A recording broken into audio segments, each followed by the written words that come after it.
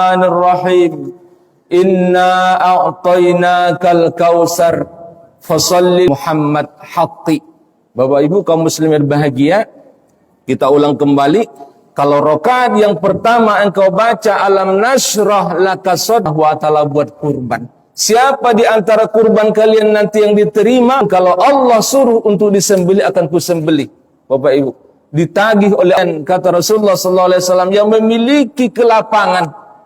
Man yaqrabanna musallana, jangan sekali-kali ia hampir ke tempat Allah. Tiap-tiap satu helai bulu kurban itu dengan satu kebaikan. Nukan tu hitung dia bulu bagi patokannya Bapak Ibu.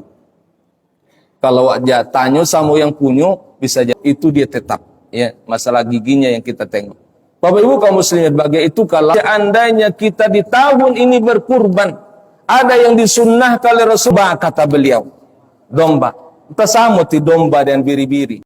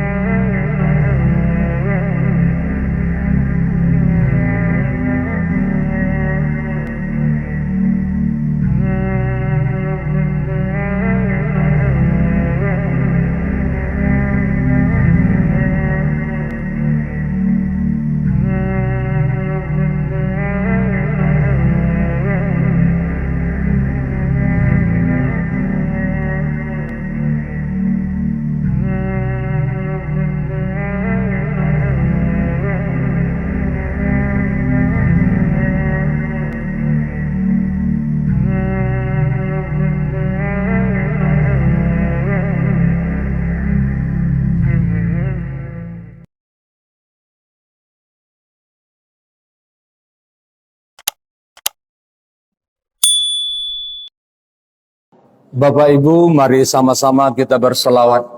Sallallahu ala Muhammad, sallallahu alaihi wasallam, sallallahu ala Muhammad, sallallahu alaihi wasallam. Ya Nabi salam alaika, ya Rasul salam alaika, ya Habib salam alaika, salawatullah alaika. Bismillahirrahmanirrahim. Assalamualaikum warahmatullahi wabarakatuh.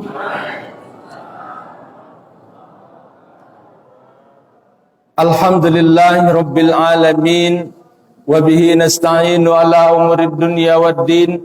Asyhadu an la ilaha illallah wahdahu la syarikalah, wa asyhadu anna Muhammadan abduhu wa rasuluh la nabiyya ba'dah.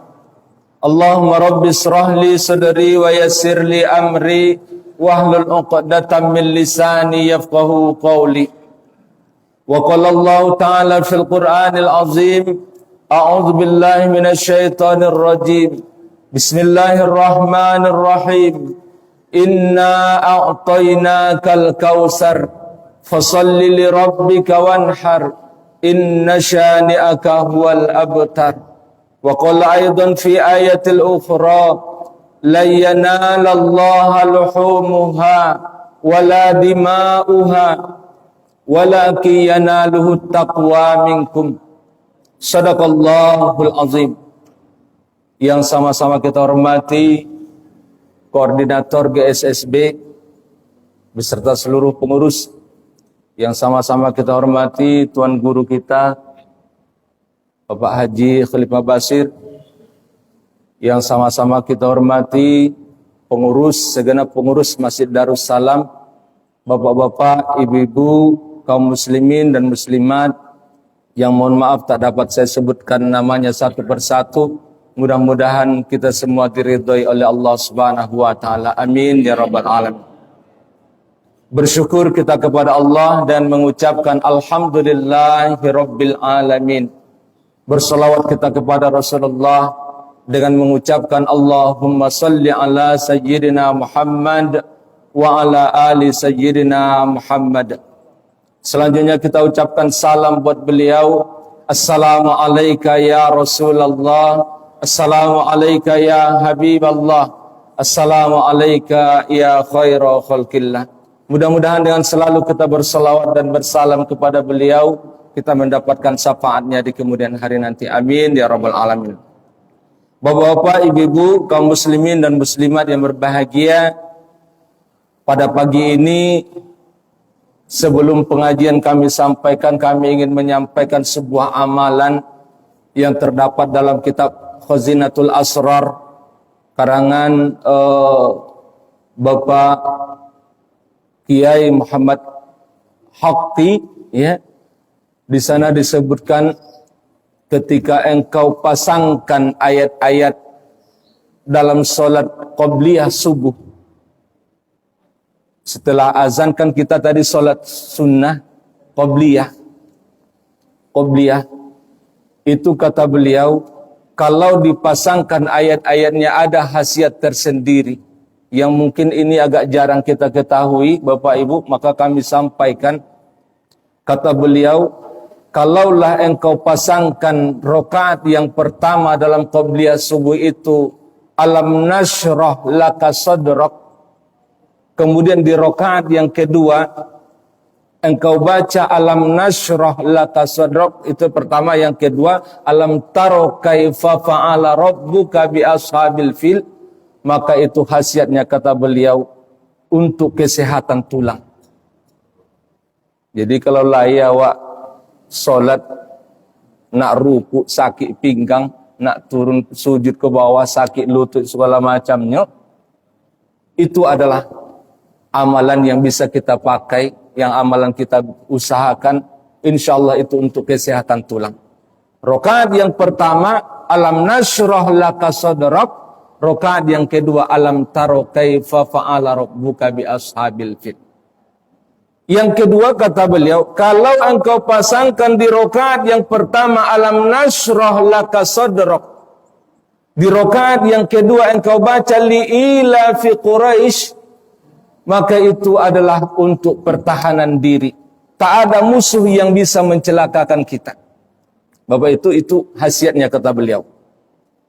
Kemudian yang ketiga, kalau pada rakaat yang pertama engkau baca qul ya ayyuhal kafirun, kemudian di rakaat yang kedua engkau baca qul huwallahu ahad 3 kali, maka itu khasiatnya kata beliau, engkau sama bersedekah emas sebesar dunia ini. Allahu Akbar. Bapak Ibu kaum muslimin bahagia, karena memang Qul huwallah atau surah Al-Ikhlas itu kalau engkau baca 1 paling itu sama dengan 1/3 Al-Quran. Engkau baca 3 paling, engkau sama dengan menghatamkan Al-Quran. Tapi jangan tuh sigilkan Qul huwallah sambil engkau dibaca, ngaji je lah, baca je lah Al-Quran. Bapak Ibu kaum muslimin bahagia, itu kata beliau dalam kitab Khazinatul Asrar yang dikarang oleh Kiai Muhammad Haqqi. Bapak Ibu kaum muslimin bahagia, kita ulang kembali, kalau rakaat yang pertama engkau baca alam nashrah laka sadrak, kemudian rakaat yang kedua engkau baca alam taro kaifa fa'ala rabbuka bi ashabil fil, itu adalah untuk kesehatan tulang. Ya, kesehatan tulang. Lai penyakit ngilu-ngilu bagai rasanya lutut itu pinggang, itulah amalkan. Yang kedua, kalau rakaat yang pertama engkau baca alam nashrah laka sadrak, Kemudian rakaat yang kedua li'ila fi Quraisy, itu adalah untuk pertahanan diri. Tak ada musuh yang bisa mencelakakan kita. Yang ketiga, kalau di rakaat yang pertama engkau baca qul ya ayyuhal kafirun, kemudian rakaat yang kedua engkau baca qul huwallahu ahad 3 paling, tapi tong bacanya jangan pula qul huwallahu ahad, Allahu somad lam yalid walam yulad walam yakul lahu kufuwan ahad 3 paling yang nyanyi pula. Topeng itu dan ya, 3 kali kita baca. Maka itu kata beliau adalah untuk sama engkau bersedekah emas sebesar dunia ini. Allahu Akbar. Bapak Ibu kaum muslimin berbahagia, ini amalan. Kemudian Bapak Ibu pada kesempatan pagi yang berbahagia ini kita sampaikan sedikit masalah ibadah kurban. Bapak Ibu, waktu kita mungkin tinggal sedikit Bapak Ibu, tapi bisa insyaallah kita sampaikan masalah kurban. Bapak Ibu kaum muslimin berbahagia, tak lama lagi atau lebih kurang 1 bulan lagi kita akan berjumpa dengan ibadah kurban. Ya. Kurban itu diambil dari kata qoroba, ya qorobu kurban, yang artinya dekat. Artinya dengan berkurban insyaallah kita akan dekat dengan Allah Subhanahu wa taala. Karena Bapak Ibu, ibadah kurban itu luar biasa pahalanya di sisi Allah Subhanahu wa taala. Perintah kurban ini Bapak Ibu adalah ibadah yang sangat tua. Hampir sama tuanya dan perjalanan hidup manusia. Yaitu Nabi Adam dan Siti Hawa dulu, ya Bapak Ibu, mereka memiliki anak, kalau melahirkan Siti Hawa itu kembar, tetap kembar. Kembarannya laki-laki perempuan, laki-laki perempuan. Setiap melahirkan laki-laki perempuan, kembar terus. Bapak Ibu kaum muslimin berbahagia. Di antara anak beliau yang membuat sejarah Bapak Ibu adalah Habil dan Qabil. Habil dan Qabil ini Bapak Ibu ya tidak sama dilahirkan. Habil saudara kembar yang sama-sama dilahirkan dengannya adalah Layuda. Sementara Qabil saudara yang dilahirkan bersama dengannya adalah Iklimah.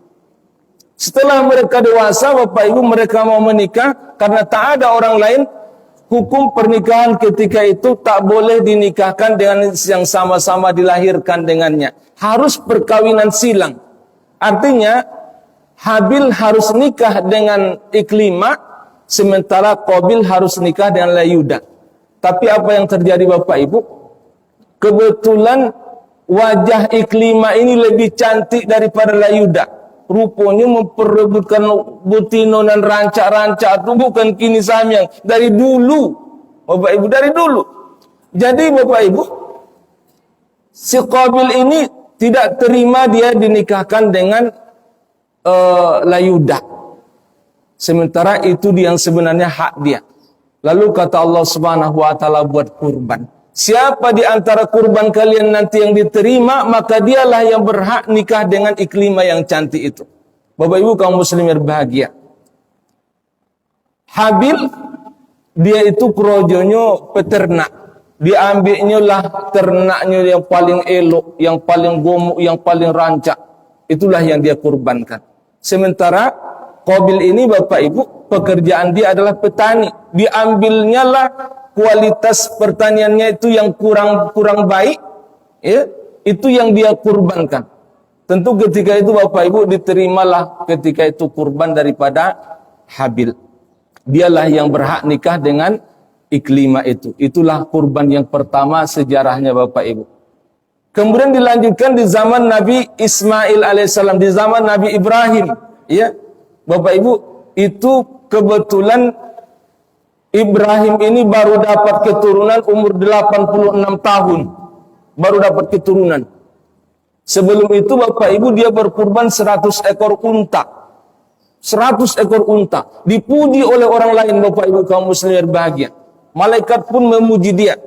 Lalu timbul rasa dalam hatinya. Apa katanya? Jangankan unta yang dikurbankan, kalaupun anak seandainya diminta oleh Allah untuk dikurbankan, akan kukurbankannya. Kebetulan waktu itu dia belum punya anak. Belum punya anak. Dua orang yang tidak punya anak Bapak Ibu. Lalu Bapak Ibu di umur 86 tahun itu Allah karuniakan dia seorang anak namanya Ismail. itu ternyata ditagih oleh Allah Subhanahu wa taala kata-katanya, jangankan unta, anak pun kalau Allah suruh untuk disembelih akan kusembelih. Bapak Ibu, ditagih oleh Allah Subhanahu wa taala, wahai Ibrahim, ya, sembelih anakmu. Sedang lucu-lucunya anaknya tadi itu, Bapak Ibu, diperintahkan oleh Allah Subhanahu wa taala untuk dikurbankan. Namun Bapak Ibu, wa fadainahu bizibhin azim. Allah ganti sembelihan Ismail itu dengan kibas yang sangat besar. Itulah di zaman Nabi Ibrahim alaihissalam. Berlanjut di zaman Nabi kita Muhammad sallallahu alaihi wasallam, ibadah kurban ini Bapak Ibu, inna a'tainakal kausar. Sesungguhnya kami telah memberimu nikmat yang banyak. Fasholli li rabbik. Oleh karena itu salatlah engkau karena Tuhanmu, wanhar, dan berkurbanlah. Jadi Bapak Ibu, perintah Allah dalam surah Al-Kautsar, ya, wanhar, dan berkurbanlah. Bapak Ibu kaum muslim yang dimuliakan Allah, bila kita lihat ibadah kurban ini, kalau kini agak atiku hampir 3 juta, ya, satu handel, hampir 1 juta dalam satu handel. Adakah Bapak Ibu kaum muslim yang berbahagia patokan sanggup atau tidaknya kita dalam berkurban? Bapak Ibu, rasu-rasuku kalau 3 juta ulun dapat kuleh, 2.900.000 ulun dapat ku duit leh. Bapak Ibu kaum muslim yang dimuliakan Allah, adakah patokan sanggup atau tidaknya? Kalau kita lihat pendapat Imam Syafi'i, Bapak Ibu, kata beliau, ya, berkurban itu hukumnya sunat muakkadah, sunat yang dipentingkan. Tapi Bapak Ibu, kata beliau, kalaulah engkau, kata beliau, memiliki belanja hidup, cukup belanja dirimu dan keluargamu 4 hari ke depan, dan engkau masih memiliki uang untuk membeli 1 ekor kambing, maka sesungguhnya engkau sudah sanggup untuk berkurban, kata Imam Syafi'i. Ya Bapak Ibu, yang beliau maksudkan 4 hari ke depan itu dari tanggal 10 Zulhijjah, kemudian ditambah dengan hari tasyrik berikutnya 11, 12, 13, 4 hari itu. Cukup belanja keluarga awak, cukup belanja diri awak dan keluarga kita, kemudian kita masih memiliki bahasa awaknya duit soju untuk beli siku kambing atau sohandel kurban, maka sesungguhnya, kata Imam Syafi'i, engkau sudah sanggup untuk berkurban.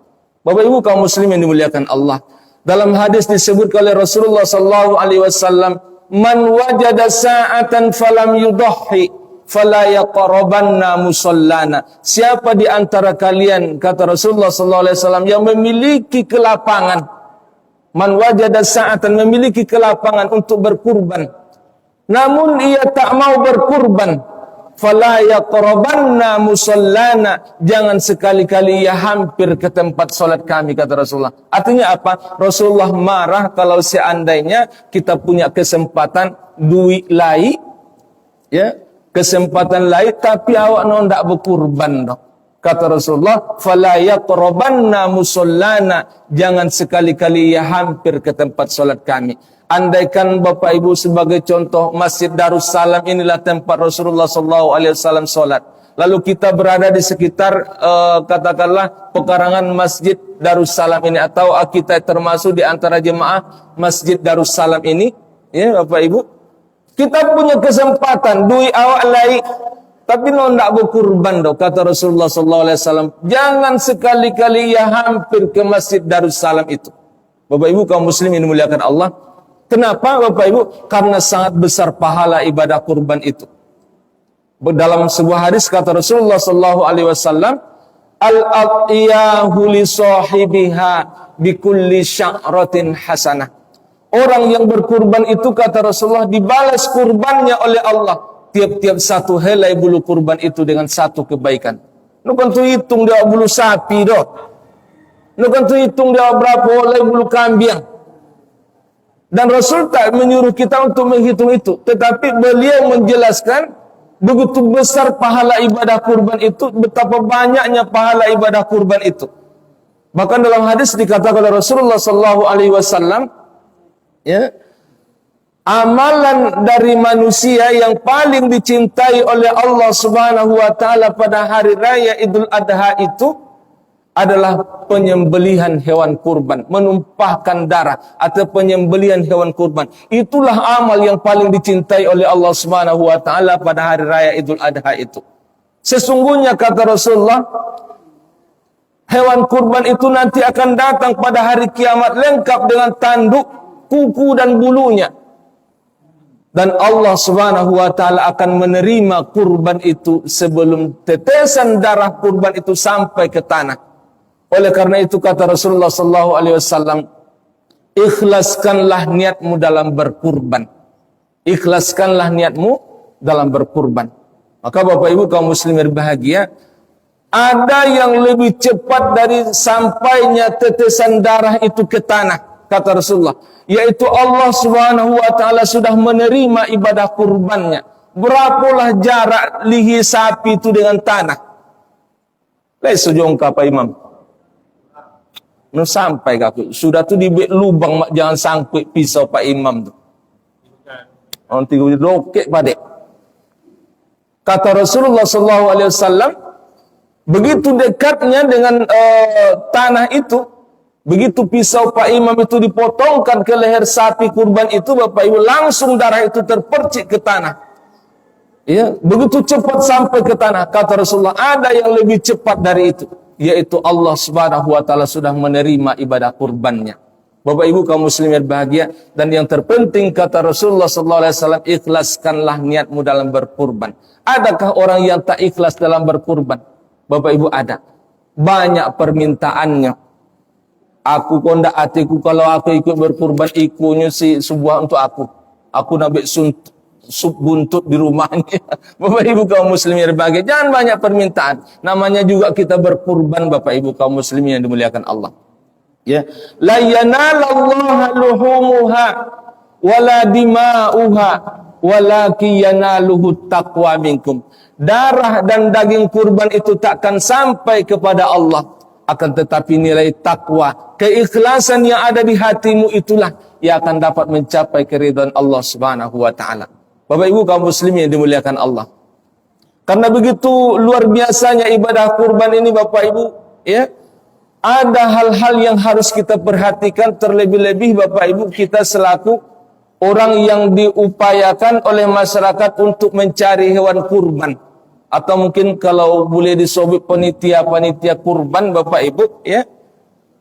Mungkin mencari hewan kurban, yang perlu perhatikan Bapak Ibu adalah yang pertama masalah umurnya. Umur dari hewan yang akan kita jadikan sebagai kurban itu sendiri Bapak Ibu. Ya. Cuman yang jadi masalah kini Bapak Ibu, sapi itu nilai pakai akte kelahiran dah. Nilai terdaftar di capil dah Bapak Ibu. Ya. Cuman kalau kita lihat ukurannya, kalau hewan kurban itu unta, tapi nilai Jawa agak itu umurnya Bapak Ibu harus 5 tahun habis masuk tahun ke-6. Itu kalau unta. 5 tahun masuk tahun ke-6. Baru bisa dijadikan sebagai kurban. Kalau kurban itu sapi, kerbau, Bapak Ibu, itu umurnya 2 tahun habis masuk tahun ke-3. 2 tahun habis masuk tahun ke-3. Yang banyak di tempat kita ini sapi atau kerbau, Bapak Ibu.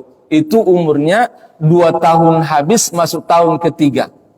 Kalau awak tanyakan sama orang yang punya sapi, boleh jadi dia berbohong.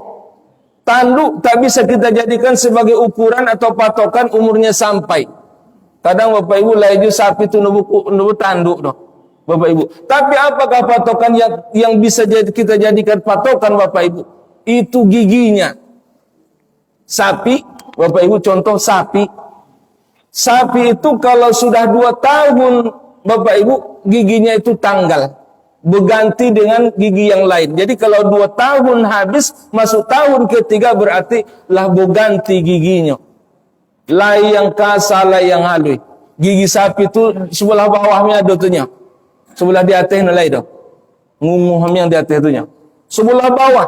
Tengok giginya sebelah bawah. Kalau kasar giginya lai yang kasar, lai yang halus, berarti itulah 2 tahun habis masuk tahun ke-3. Itu Bapak Ibu tak bisa dibohongi yang namanya gigi sapi itu Bapak Ibu. Kalau 2 tahun habis juga ganti giginya, berarti kalau udah lewat 2 tahun layang kasa layang soni, itu gigi sapi. Itu tak bisa dibohongi. Itulah yang kita jadikan sebagai patokannya Bapak Ibu. Kalau tanya sama yang punya, bisa jadinya berbohong Bapak Ibu. Tak bisa juga kita jadikan patokan, oh ikut godang, ikut soni Bapak Ibu kaum muslimin. Kalau umur itu dia tetap, ya, masalah giginya yang kita tengok. Bapak Ibu kaum muslimin, bagi itu kalau kerbau atau sapi 2 tahun habis masuk tahun ketiga, itu baru bisa jadikan kurban. Dan ku tengok Bapak Ibu di Islamic Center, kan dipedulikan orang tu. Ini pedulikan orang tu. Pokok godang badannya diantar ke naon. Banyak yang kurang umur Bapak Ibu, banyak yang kurang umur. Jadi kalau kita dipercayakan masyarakat untuk mencari hewan kurban, tengoklah itu dulu masalah umurnya. Bapak Ibu, kemudian kalau kurbannya itu kambing, itu umurnya 1 tahun habis masuk tahun kedua, itu kambing. Nah, jadi Bapak Ibu kaum muslimin bahagia, ini terutama yang perlu kita perhatikan ya dalam mencari hewan kurban sehingga nanti kurban itu sempurna, Bapak Ibu, sempurna, cukup umurnya. Bapak Ibu kaum muslimin yang dimuliakan Allah, mungkin tak banyak yang bisa kami sampaikan Bapak Ibu ya, karena masalah ibadah kurban ini luar biasa. Harapan kami sebulan lagi ya bisalah kita upayakan kalau mungkin kita ingin berkurban Bapak Ibu. Dan satu lagi yang ingin kami sampaikan, kalau seandainya kita di tahun ini berkurban, ada yang disunnahkan oleh Rasulullah sallallahu alaihi wasallam. Kata Rasulullah, kalau engkau berkurban pada tahun itu, kata Rasulullah, maka tahanlah 2 hal. Ya. Dari tanggal 1 Zulhijjah sampai tanggal 10 Zulhijjah. Tahanlah 2 hal. Kata Rasulullah, yang pertama, kalau engkau berkurban, jangan engkau potong kuku. Dan yang kedua, jangan engkau mencukur bulu-bulu badan. Itu kata Rasulullah. Hukumnya sunnah Bapak Ibu. Dari tanggal 1 sampai tanggal 10 Zulhijjah, jangan potong kuku dan jangan mencukur bulu-bulu badan. Jangan bulu pangkas awak dalam tanggal 10 awak ikut berkurban. Itu disunnahkan oleh Rasulullah sallallahu alaihi wasallam. Bapak Ibu, dan yang termasuk di antara memuliakan itu Bapak Ibu, kalau engkau menyembelih, kata Rasulullah, tajamkan pisaunya. Tajamkan pisaunya. Mak jangan terlalu lama merasakan sakit itu. Dan sebaik-baik penyembelihan itu Bapak Ibu, secepat-cepat penyembelihan dan setajam-tajam pisau. Kalau dapat sekali tarik selesai, itu paling mantap. Dapat sekali tarik pisau itu selesai, itu paling mantap. Bapak Ibu, ikut kadang Indo. Ulun dia perlu selesai deh. Kesian awak, Bapak Ibu. Usahakan secepat-cepat sembelihan dan setajam-tajam pisau. Nah, itu termasuk di antara memuliakannya. Ya. Kalau di dalam hadis pernah disebut oleh Rasulullah SAW, tapi domba kata beliau, domba. Kita sama ti domba dan biri-biri. Kalau di Mekah domba, kata beliau, domba itu kalau payah mencari yang umur setahun, kata beliau, 6 bulan itu pun cukup, kata beliau. Tak godang tak apa tinuk tentu domba terus dilapung. Jadi kalau samakan biri-biri Bapak Ibu ya, biri-biri itu ditompi awak ko sama dengan kambingnya. Kambing. Jadi kalau kambing, tapi kalau domba ya itu kata beliau kalau payah mencari umur yang setahun lewat, maka yang 6 bulan itu pun cukup, kata beliau. Itu dia. Ya Pak ya. Olah telah Pak ya. Lah menunggu lo ikan saleh semalam tuh. Bapak Ibu kaum muslimin bahagia, ini yang dapat kami sampaikan, mudah-mudahan ada manfaatnya. Subhanakallahumma bihamdika asyhadu an la ilaha illa anta astaghfiruka wa atubu ilaik. Assalamualaikum warahmatullahi wabarakatuh.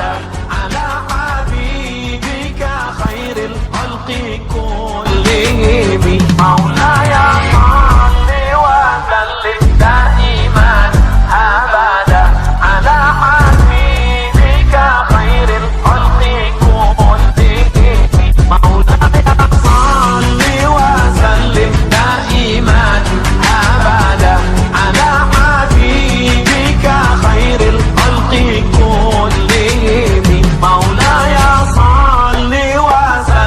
دائما أبدا على حبيبك خير الخلق كلهم